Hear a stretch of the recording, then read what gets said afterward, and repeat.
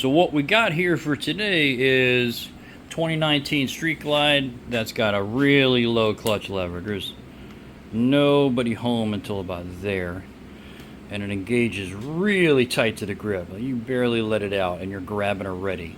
But it's nothing. There's nothing out here. I mean, a little bit of play is acceptable, but that's not much. And I got a feeling we got air and old fluid probably. So let's get this master cap off and take a look, see what the fluid looks like. I'm going to do this two-handed. I'm going to put the phone down. Alright, so master cover's off. As you can see with the bar angle and standing upright without being able to turn the bars, I'm really close to the level. It's definitely still a little bit low. What's interesting is you catch that reflection off the surface. See those little bumps? Little bumps in there? That's water. That's water sitting on top of the fluid. So this definitely is going to at the very least need a flush. There's no leak or anything on the slave cylinder side or the secondary cylinder side. That's nice and dry.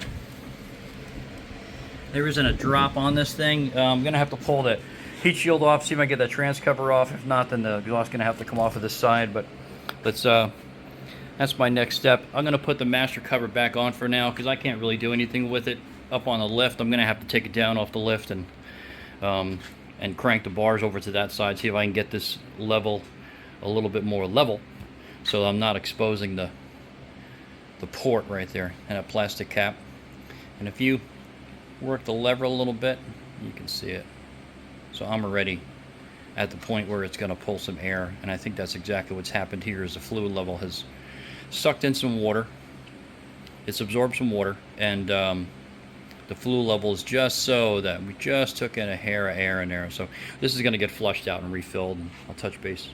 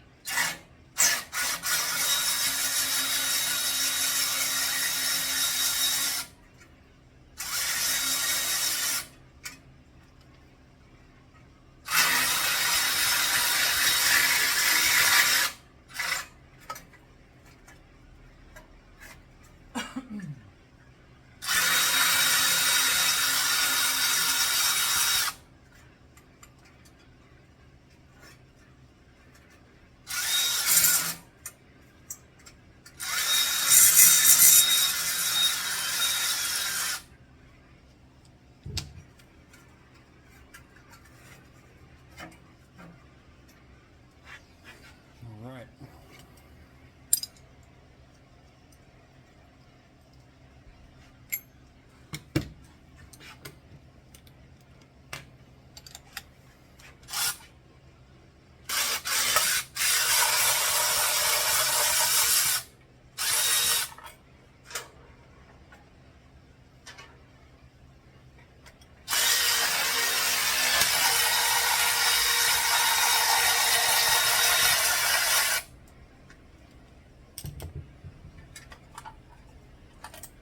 Fingers crossed. Can we get it out?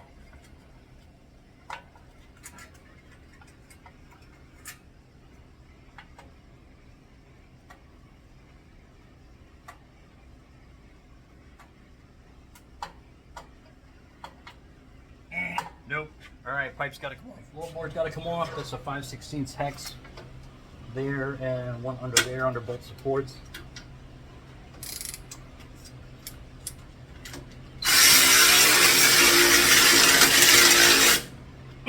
Too much slop in that extension.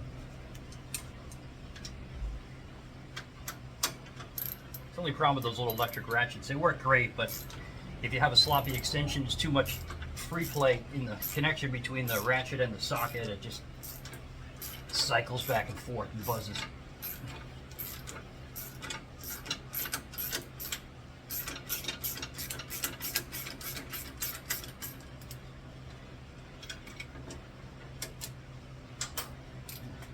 That one could have been tighter to start with.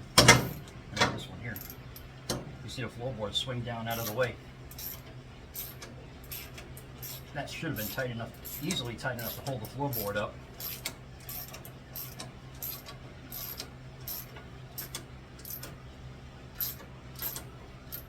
Oh, come on. There's plenty of blue Loctite in there, which is good. But I think it probably could have been a little snugger to start with. Maybe it loosened up before the Loctite set or something like that. Stow this.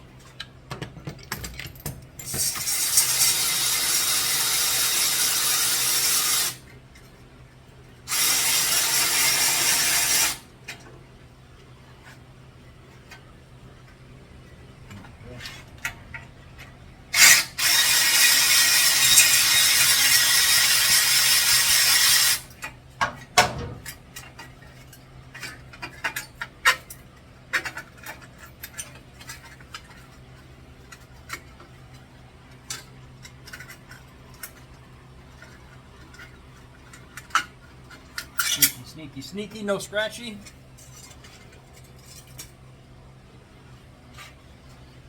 There. Oh, what is this?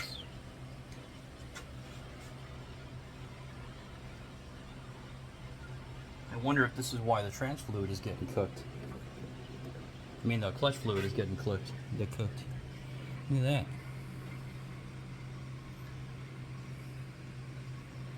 That has been way too close to that head pipe and has melted the outside covering completely off, exposing the stainless braid,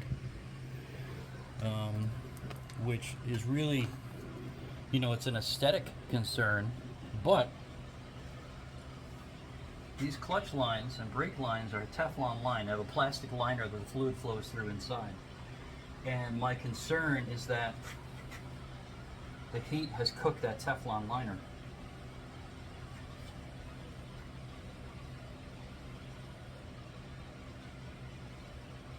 And I wonder if, I mean, that could be where air is getting in, that could be where fluid's getting out, getting in between the layers of the line. Although I don't see any line, I don't see any fluid leaking still, but you know, I mean, that's a judgment call. It's a clutch. It's not like it's a brake line. I would change it just for safety's sake. I'm going to talk to the customer and see what they want to do. But really, I mean, I would recommend that this fluid line be changed from the trans up to the clutch master. So each head pipe's got a couple of nuts up on top. There's studs coming out next to the exhaust ports to hold the pipe on. I'm going to loosen those now while I've got it in place. And I probably won't have to take the whole exhaust off. I really just need to move it off the motor like a ½ inch to clear that cover. So let's see if we can loosen these and loosen the clamp, see if we can get this thing to shift and get the cover out of there. That'll make life easier.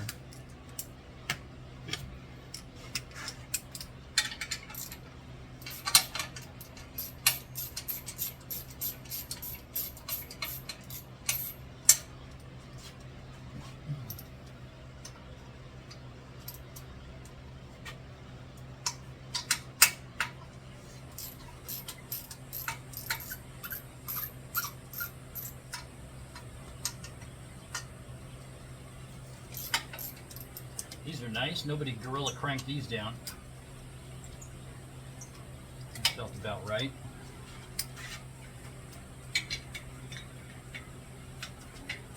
Come on, baby.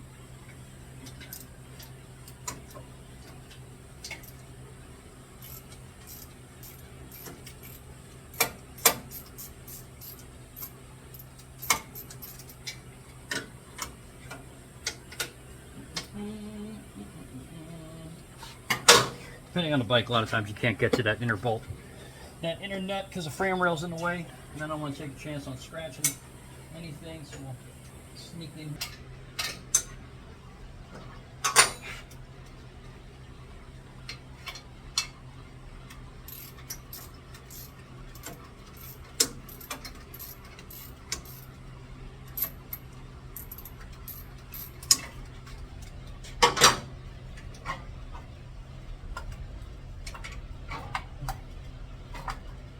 Oh, we're almost there. Yeah, all right. So there's the bleeder. Come here, boy. So side cover's off. This is the clutch slave or secondary cylinder. And again, I don't see any fluid leakage. It's got a little bit of dirt and grime in there, but nothing terribly suspicious. You know, it's going to collect stuff. It's an open cover, and it's going to pick up junk off the road that rarely gets cleaned out. There's a bleeder for it right there, and here's that hose running out. That loops out and got melted to the header up here. All right, so let's get this thing off the lift, and we'll see if we can bleed any air out of this sucker.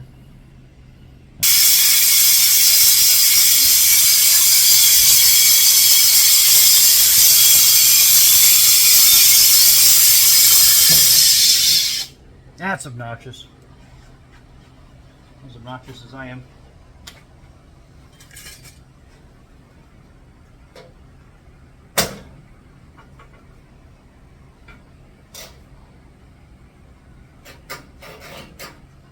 Oh, love these retractable tie downs. I'll show you. These things are the cat's ass.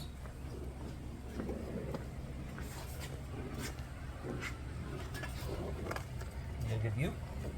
All right, not too bad. Not convenient.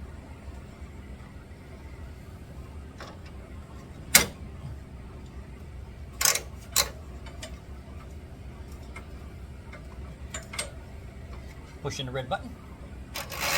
Whoop, there you go. No cables hanging around, getting tangled on stuff. Badass. I love them.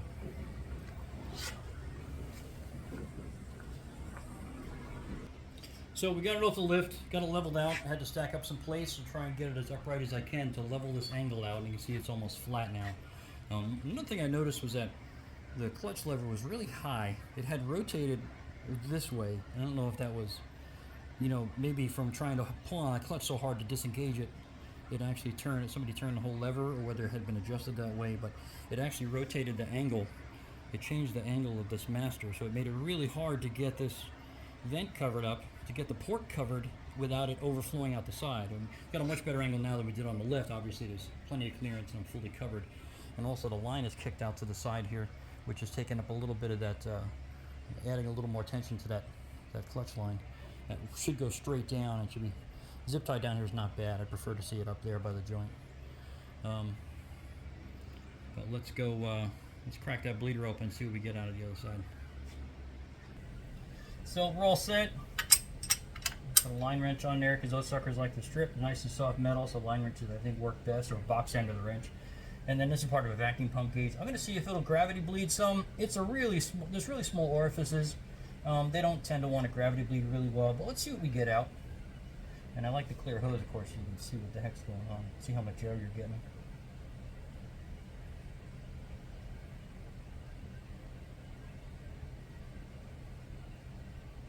The color's not awful, to be honest with you. I've seen worse.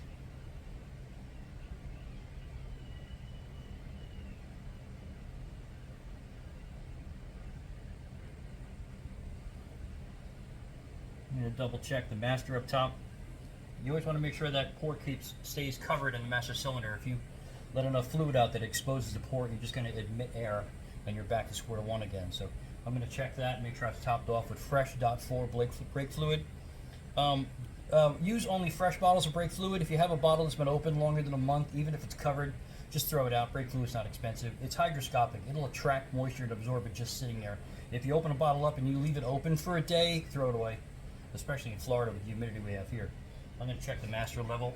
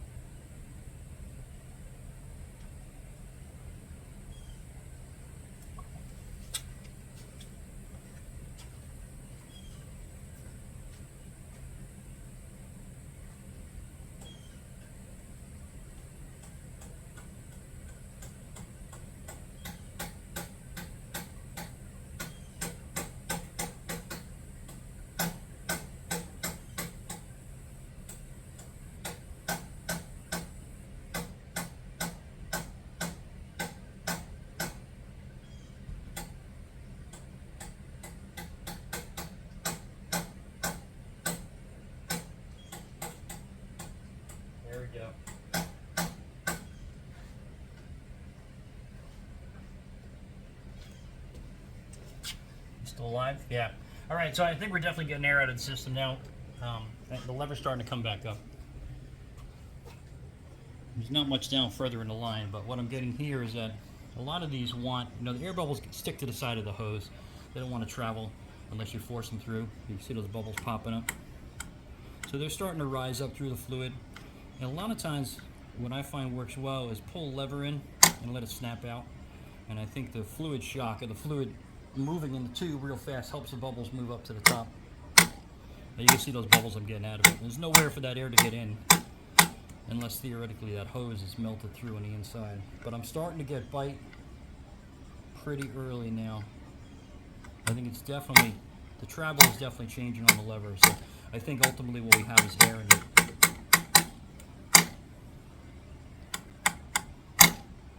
And you can see there's not much room to go. If I bleed a lot more fluid out of this, I'll expose that cap and start sucking air in, and then you're in trouble. Look at those bubbles coming out. So ultimately, I think this thing was just... Ooh, look at them coming out. Slowly but surely. So they're perking up the hose and into the cylinder, and then every time I touch the lever and expose the port, they pop through. Yeah, we got a good bit of air in there. The lever's getting much harder now. Yeah, it's just bubbles. Because air is compressible, fluid is not. So the problem is you get the tiniest bubble of air in there, and the fluid pressure can squish that bubble down instead of making the fluid apply force to the other end.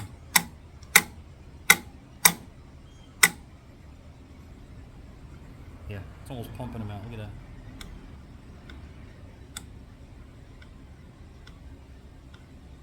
I still see a little bit of water floating around on top of this fluid, so obviously this still needs to be drained out and flushed out. I'm probably going to open that bleeder and just let this system drain out, and then clean the master cylinder out and flush. Oh yeah, I'm getting a much higher bite now. Okay, cool. So I think we're good. Lever's nice. A little bit of free play in the grabs, nice and firm the whole way in from that. Obviously the master's all cleaned out. Basically, you can soak the fluid out of there. You can take the master off and bench clean it. This wasn't that bad, so I just I sucked the fluid out and used a rag to wipe it out clean. Brake cleaned it. Make sure there wasn't any lint or debris left in there. Fluid's nice and clean. I got clean fluid coming out at the secondary at the slave. Got no more bubbles. Good point I should have made earlier is that even though we've got this thing almost perfectly upright, you can still see the angle the fluid's on. And remember that there's a cylinder, a chamber right here with a piston that moves. So air bubbles that are north of this port are never going to come out that port. So what you do is either give it from brake a squeeze, leave the bars tilted, and stand the bike upright so that level comes level, or even goes a little bit to that side, and then give the lever a few flicks, and you'll be surprised how many more bubbles you get out. And that's really what finished it off. That feels nice right there. I'm pretty happy with that. Nice firm pull. And it's grabbing out here instead of way in here, so it's much different feel. I think he's going to be happy with that. Let me talk to him about the line and see if he wants to swap the line now or hold off for another day. It's not leaking right now. It's not a broken part. It's just something to keep in mind for the future, I think.